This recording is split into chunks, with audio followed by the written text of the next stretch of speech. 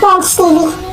Hello everyone! Pre-selling po kami ngayon sa Leora Homes. Ang Leora Homes ay matatagpuan dito sa Naik, Cavite. Ang kagandahan nito guys ay malapit po kayo sa mga establishment po tulad na lamang po Stadium Shopping Strip, Jollibee, Dali Grocery, Naik Doctor Hospital, Cavite State University, at madami pong ibang malapit na establishment dahil ito po ay malapit lamang po sa main road going to Metro Manila. Lalo na kung kayo ay nagtatrabaho sa Metro Manila guys, ito po ang swak para sa inyo. Ang Leora ay may floor plan na 44 square meter at may average lot area naman po siya ng 50 square meter kapag nasa inner at 75 square meter pag end or corner po. Ito po yung itsura niya kapag complete turnover na po. Meron na po kayong screen door. Include na po siya sa pag-turnover, ang screen door. At sa may bandang CR naman guys, completely furnished na po yan. Meron na po yung tiles at shower tools po.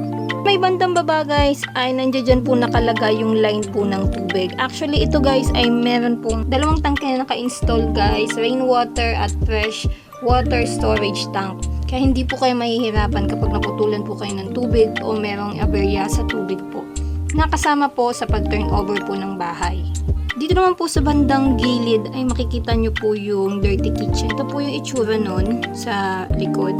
Pwede nyo pong ipa-extension po sa may taas kung gusto nyo. Ito naman po yung itsura ng hagdan kapag na-complete turnover na po.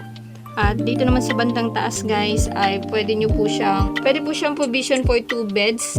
Pwede nyo din pong pa-extensionan yung bandang labas kung gusto po ninyo kasi pwede pa po yun ng isang bed. Ang kagandahan dito sa Leora Homes guys, pwede po kayong gumamit ng solar energy dahil meron po itong solar panel system na naka-built-in na po dito sa bahay na to. Kaya makakatipid po kayo sa kuryente. Ang kagandahan nito guys ay kaya niya pong paandarin ang mga appliances po ninyo katulad na lamang po ng TV, refrigerator at kahit aircon po guys. Disclaimer na lang din po, depende po ito sa storage po ng solar panel system doon po sa battery po niya. At sa loob ng Leora guys ay may mga amenities po ito katulad na lamang po ng the pool, clubhouse at the sports hub. Kaya hindi po kayo mababagot at mai-enjoy po ng family nyo.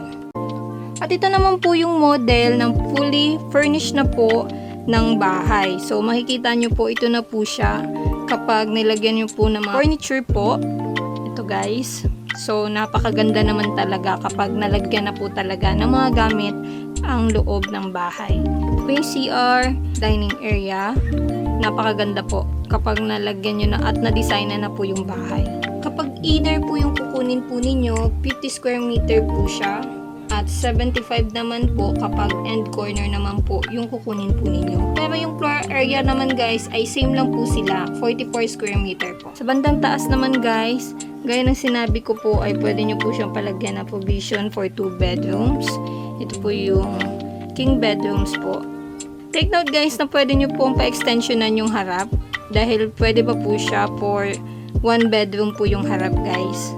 Ito po yung pangalawang bedroom. So sa mga interesado po, kumuha ng Leora Homes, message nyo lang po kami at mag-comment po kayo dito sa comment section para mag-guide po namin kayo at ma-assist po kayo sa procedure kung paano po mag-avail ng gantong bahay.